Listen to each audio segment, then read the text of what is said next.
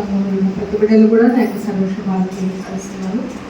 మరి చక్కగా ఇంతవరకు దేవుని యొక్క ఆ మాటల్లో ఆ 5 మాటలు మనం సంపూర్తిగా మనము తెలుసుకున్నాం, విన్నాము. వినటం వలన మన యొక్క జీవితంలో విశ్వాసం కలుగుతుంది. యోహాను సువార్త 19వ అధ్యాయము 6వ మాటగా మనము ధ్యానం చేసుకుందాం. క్లుప్తంగా 19వ అధ్యాయము 28, 30 వచ్చిన వరకు చూద్దాము. అటు తర్వాత సమస్తమును అప్పటికి సమాప్తమైనది యేసు ఎరిగి లేఖనము నెరవేరినట్లు నేను దప్పికొనుచున్నానని చిరకతో నిండి ఉన్న ఒక పాత్ర అక్కడ పెట్టి ఉండేను కనుక వారు ఒక స్పాంజి చిరకతో నింపి సోపుతో పొడుపుకు తగిలించి ఆయన నోటికి అందించారు. యేసు ఆ చిరక పుచ్చుకొని సమాప్తమైనదని చెప్పి తల వంచి ఆత్మను చిన్న ప్రార్థన చేస్తుంది. మహాపరిశుద్ధుడా స్తోత్రాలు తండ్రి. ఇదిగో నా ప్రభు ఇంతవరకు విన్న మాటలు బట్టి నేను నీ దైవజనుడు చెప్పబడిన వాక్యములు బట్టి ఆయన వందనాలు స్తోత్రాలు.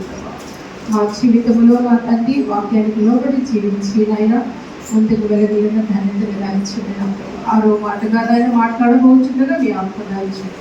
వీటిని గెలిచింది అని అర్థం చేసుకుని మనసుని వివేచన జ్ఞానార్థం దయచేసి బలపరిచి ముందుకు నడిపించి మనకి ఇదేని మనం సమర్పణ చేసి విశ్వానామని అడుగుతున్నాం తండ్రి. ఆమె ఇక్కడ అంటున్నాడు సమాప్తమైనది అని. ఏమి సమాప్తం చేశాడు, ఏమి సంపూర్తి చేశాడు అనే దానికి మనం ఇక్కడ చూస్తున్నాం. మరి ఆయన ఏమి పూర్తి చేశాడంటే ఆయన భూమిని ఆకాశాన్ని సృష్టించిన సృష్టికర్త, భూమి మీద సమస్త జీవరాశుల్ని ఏర్పాటు చేసి మరి వాటి లేలుటకు ఒక మనుషులను కూడా దేవుడు అవ్వని ఆదాముని వాళ్ళ ద్వారా జనసంఖ్యని ఏర్పాటు చేశాడు. ఆయన స్వహస్తాలతో మనల్ని సృజించుకున్నాడు. నోటిక నాసికారంధ్రములో నుండి జీవాత్మని అనుగ్రహించాడు. ఈ మానవ జాతి కోసము మరి దేవుడు సమాప్తం చేసినది ఏంటి అనంటే రక్షణ ఇవ్వడంలో ఆయన సంపూర్తి చేశాడు. ఏమి ఇవ్వడంలో? రక్షణ ఇవ్వడంలో సంపూర్తి చేశాడు. రక్షణ ద్వారా మనకి విమోచన కలిగింది, విడుదల కలిగింది, అలాగే నిత్యత్వము మనకు వచ్చింది. నా తండ్రి ఇంట అనేక నివాసములు కలవు అన్నాడు. తండ్రి ఇంట అనేక నివాసములు ఉన్నాయి అని చెప్పేదానికి ఈ లోకానికి వచ్చాడు. రక్షణ లేనిదే నా యొక్క ఇంటిలోనికి మీరు ప్రవేశింపలేరు అనే దాన్ని కూడా ఆయన ఈ లోకానికి వచ్చి మనకి తెలియపరిచిన వాడు ఉన్నాడు. ఆయన భూమి మీదకు పుట్టినప్పుడు ఆయన పుట్టుకల గురించి మనం అనేకమైన సెలబ్రేషన్లు మనం చేసుకుంటాం, గుర్తు చేసుకుంటాం. కానీ ఆయన భూమి మీదకు వచ్చి ఆయన పుట్టి పెరిగి పెద్దవాడైన తర్వాత సువార్త ప్రకటించడంలో ఆయన సంపూర్తి చేశారు. మిగిలిన భాగము ఆది అపోస్తలులకి మరి అప్పగించిన వాడు ఉన్నాడు. ఆయన యొక్క స్వార్థ ప్రకటించు పాదములు సుందరములై ఉన్నవి అని వాక్యము సెలవిస్తుంది. మరి దేవుడు అనేకమైన గుడ్డి వారిని మగవారిని కన్నులు లేని వారిని బాగు చేసి ఆయన యొక్క క్రియల్ని మరి ఆయన సమాప్తం చేశారు. తదుపరి మనం చేయాల్సిన విశ్వాస సహితమైన ప్రార్థన, ఒక రోగిని స్వస్థపరచున్న రీతిగా విశ్వాస సహితమైన ప్రార్థనలో మనం ఉన్నప్పుడు మనకు అప్పగింపబడిన పరిస్థితిని కూడాను ఆ యొక్క ఇచ్చిన ధన్యతను కృపావరాలు కూడా మనం సంపూర్తి చేయాలి. ఆయన వచ్చిన పిరుడు ఆయన పరిపూర్ణంగా నిలిపిసేది క్రమము చొప్పున ఆయన ఒక యాజకుడిగా ఈ లోకానికి వచ్చి మానవ జాతి పాపములను ఆయన భుజము మీద వేసుకొని ఒక పస్కా గొర్రె, ఒక బలి పశువుగా, అంటే ఒక తండ్రి ఉన్న దేవుడు కూడా ఈ లోకం ఒక మాదిరిగా వచ్చి ఆయన మరి మనందరి కోసము బలియాగమయ్యాడు. ఆయన సంపూర్తి చేశాడు. అది సమాప్తం చేయకపోతే, అది సంపూర్తం చేయకపోతే ఈరోజు మనము ఇక్కడ ఉండేవారు కాదు.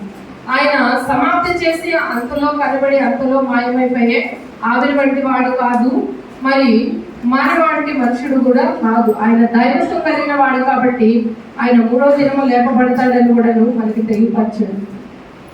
సమాప్తమైనది అని అంటే మరి నేను వచ్చిన పని పరిపూర్ణంగా నెరవేర్చాను. ఏం చేశాను? పరిపూర్ణంగా నేను నెరవేర్చాను. ఆయన తండ్రి పేరిట ఆయన ఈ లోకానికి వచ్చాడు. మరి ఆయన వచ్చి ఆయన అనేకమైన బోధలు, ఆయన తండ్రి బోధ నేను చేయించున్నానే కానీ నేను నా అంతటా నేను బోధ అయితే నేను తెలియచేయట్లేదు. తండ్రి బోధ ఏమి చేశాడు, ఆ బోధకి మనము చెవేగే వాళ్ళం ఉండాలి, అలాగే మనసిచ్చే వారం ఉండాలి, లోబడే వారం ఉండాలి. ఆయన పరిపూర్ణంగా ప్రతిది కూడా ఆయన తెలియపరిచి సమాప్తమై తన యొక్క తల ఉంచి ఆయన ఆత్మను అప్పగించిన వాడు ఉన్నాడు. ఆయన ఆత్మ అప్పగించాడు అని అంటే నిజంగా ఇందాక సహోదరి చెప్పినట్టుగా ఆత్మల రక్షణ కొరకు ఆయన దప్పిగొనుచున్నాడు. ఆత్మల రక్షణ కొరకు దప్పిగొనుచున్నాడు. ఆత్మ అంటే చాలా విలువ కలిగింది. మన ఇంట్లో ఇందాక దైవజనుడు ఒక వ్యక్తి మరణిస్తే అది శుభము అనేదానికి ఉండదు. బాధ, వేదన. ఆదరించేదానికి అనేక మంది బిడ్డలు వచ్చి మరి ఆదరిస్తారు. కానీ యేసు ప్రభు ఆయన ఆత్మను అప్పగించాడు అని అంటే నిజంగా మనల్ని ఆదరిస్తున్నాడు. ఎందుకు అని అంటే మీ గురించి, మీ పిల్లల గురించి అడవండి అని అన్నప్పుడు మరి మన పాపంలో పడిపోకుండా, నరకంలో పడిపోకుండా అగ్నిలో నుండి లాగివేసినట్టుగా తండ్రి మొదటిగానే ప్రాణం ఉన్నప్పుడే ఆయన ఈ లోకానికి ఆయన ప్రాణంతో వచ్చి మనలో ప్రాణం ఉన్నప్పుడే యేసు ప్రభువును కనుగొనండి ఆయన సంపూర్తి చేశాడు. మరి నేనే మార్గం, నేనే సత్యం, నేనే జీవం, నా యొక్క పరలోక రాజ్యంలోకి మీరందరూ రావాలి. అబ్రహాము పునాదులు కలిగిన పట్టణం వైపు ఎలా ఎదురు చూశాడో మీరందరూ కూడా పునాదులు కలిగిన పట్టణంలో మీరు ఉండాలి అని ఒక క్రమము, ఒక యొక్క నిత్యత్వము మనకు కనపరుస్తున్నాడు. కాబట్టి అందులో కూడా దేవుడు మనకి సమాప్తం అనేది చూపిస్తున్నాడు. ఇంకొక జన్మ ఉండదు, అలాగే ఇంకొకసారి దేవుడు వచ్చి మన కోసము ప్రాణం పెట్టడు. ఒకే జన్మ, అలాగే ఒకే నిత్యత్వము, ఒకే నరకాగ్ని ఉన్నది.